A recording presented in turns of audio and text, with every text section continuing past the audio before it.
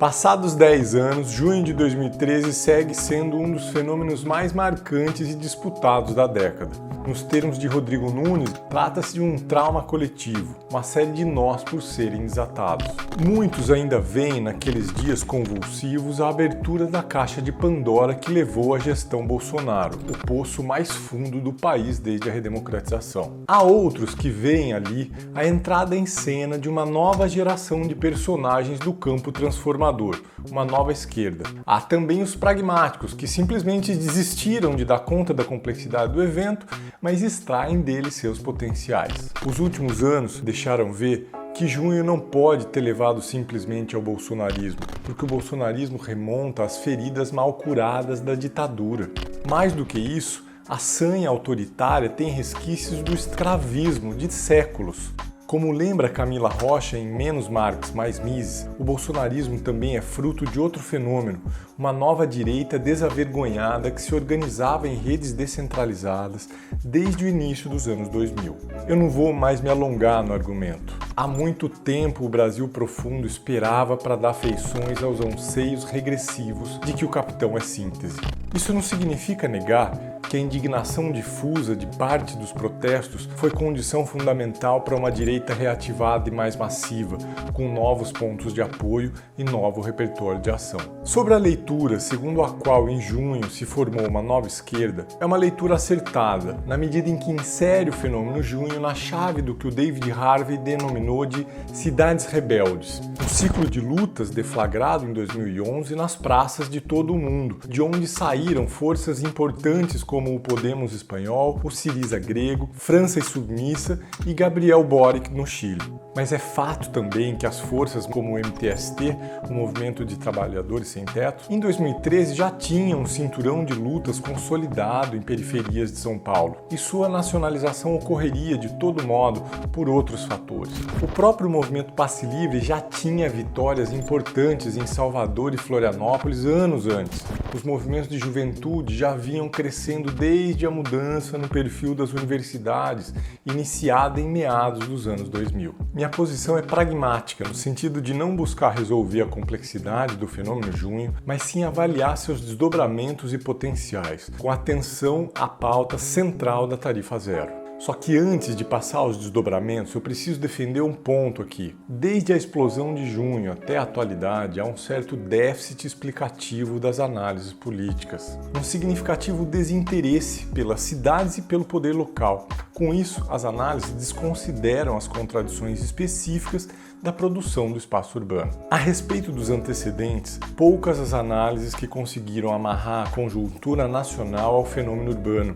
E esse foi o fator explosivo. Mas uma análise feita a quente foi o artigo É a Questão Urbana Estúpido. Nele, a urbanista Hermínia Maricato atentava para algo fundamental. O crescimento econômico nacional, que embalava o país naquele período, não foi suficiente para mitigar a espoliação urbana e a periferização. Nas grandes cidades, os mercados superaquecidos, alavancados pela liberação de grandes recursos via política habitacional contracíclica, levaram a um boom imobiliário inédito e ao aumento significativo no custo de vida. A alta no aluguel se dava muito acima da valorização de salários. No caso do valor de compra dos imóveis, a alta era mais do que o dobro do que a inflação. Em capitais como São Paulo, Rio de Janeiro, Recife, Belo Horizonte. Vejam, como o aumento do custo de vida se dava acima da valorização de salários, a política desenvolvimentista, que incentivava o setor da construção e o rodoviarismo, não funcionava nas grandes cidades. Não se tinha crescimento redistributivo, mas sim ampliação de desigualdades e reprodução da periferização. Ok? Beleza, então vamos agora ao tempo de hoje. Em 2023, um ponto fundamental a ser incluído em qualquer balanço sobre junho é o seguinte: a tarifa zero deixou de ser o ponto utópico e irrealizável para figurar como um fator não só perfeitamente passível de ser implementado, mas também como estruturante e matricial ao avanço de outras pautas.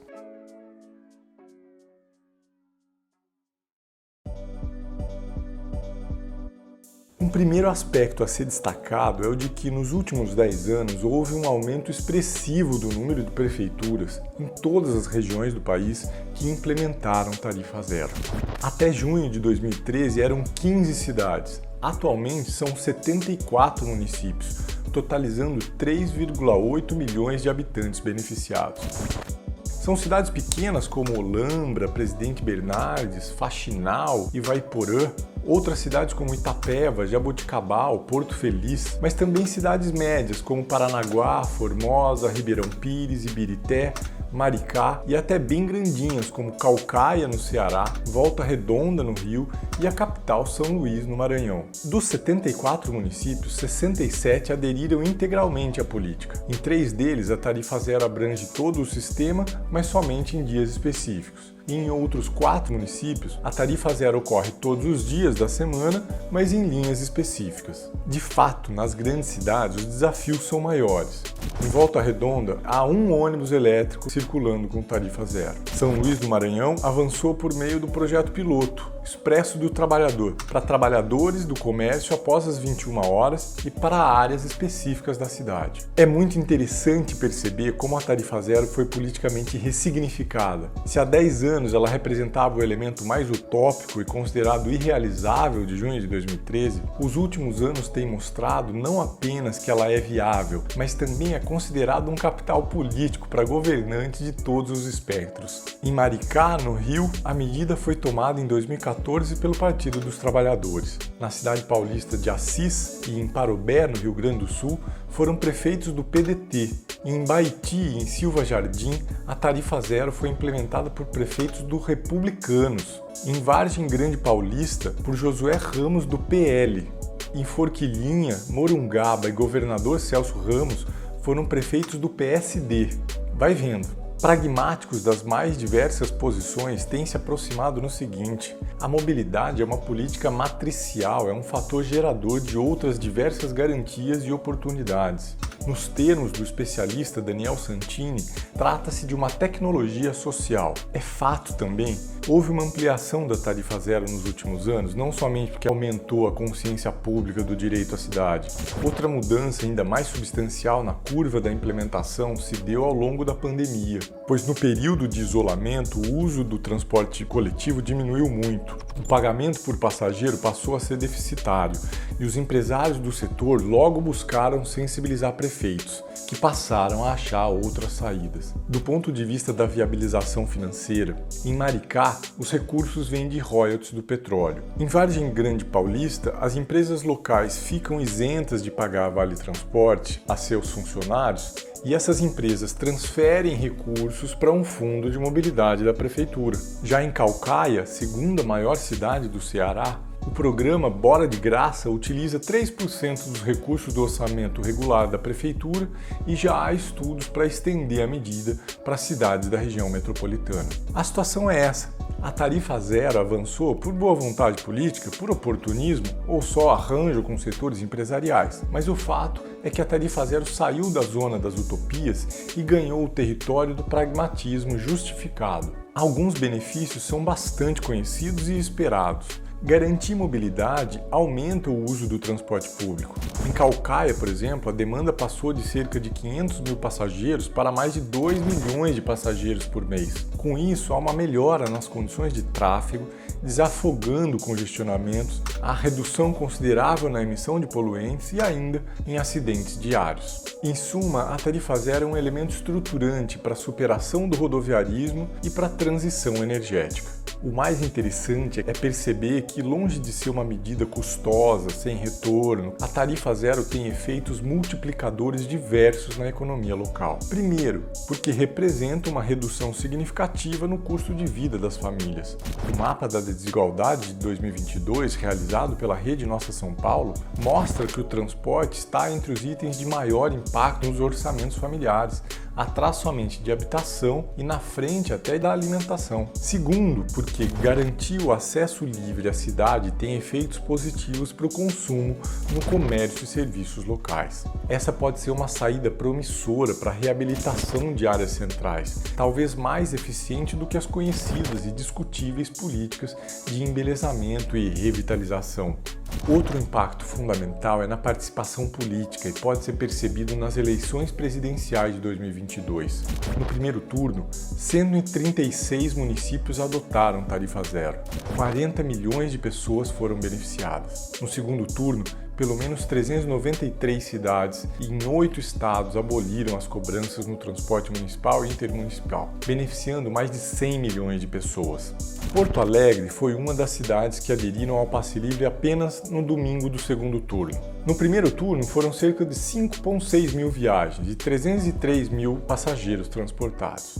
Já no segundo turno foram aproximadamente 6 mil viagens, com estimativa de transportar 360 mil, mais capacidade para 500 mil passageiros. Comparado a um domingo típico, o incremento representou cerca de 50%. Na Grande Recife, a demanda aumentou 115% em relação aos domingos comuns e 59% na comparação com o primeiro turno. Em Belo Horizonte, o aumento foi de 60% em relação aos domingos comuns e 23% em relação ao primeiro turno. É fato. Trata-se de uma pauta que tem futuro, as construções continuam.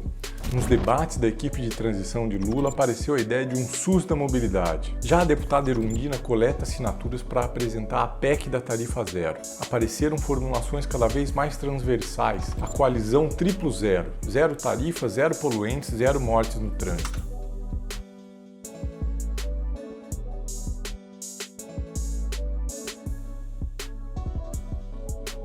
Certamente o fenômeno junho ainda vai render muitos debates. Nosso papel aqui foi tão somente desfazer algumas leituras caricatas, mas sobretudo evidenciar. A pauta da tarifa zero deixa ver como utopia pode ser uma categoria acusatória proferida em momentos nos quais ainda não se tem disposição nem horizonte o suficiente para lidar com os potenciais de uma ideia. Vale reforçar, a tarifa zero deixou de ser o ponto mais utópico de junho para se tornar uma política matricial e estruturante de outros direitos. Torna-se mais claro que a mobilidade urbana é condição necessária da mobilidade social, ou mais, da ampliação democrática. A mobilidade urbana garante melhorias diversas nas condições da vida cotidiana, pode diminuir os abismos entre centro e periferia. Se pensarmos nas populações cujas espoliações se sobrepõem, como por exemplo uma mulher negra periférica, mãe num emprego precário, a política de mobilidade universal chega a ser parte de uma reparação histórica. Na expressão de Lúcio Gregori, a tarifa zero está entre as pautas que baralham reforma e revolução. E para termos noção desse potencial, as análises políticas precisam chegar nessa escala do espaço urbano vivido.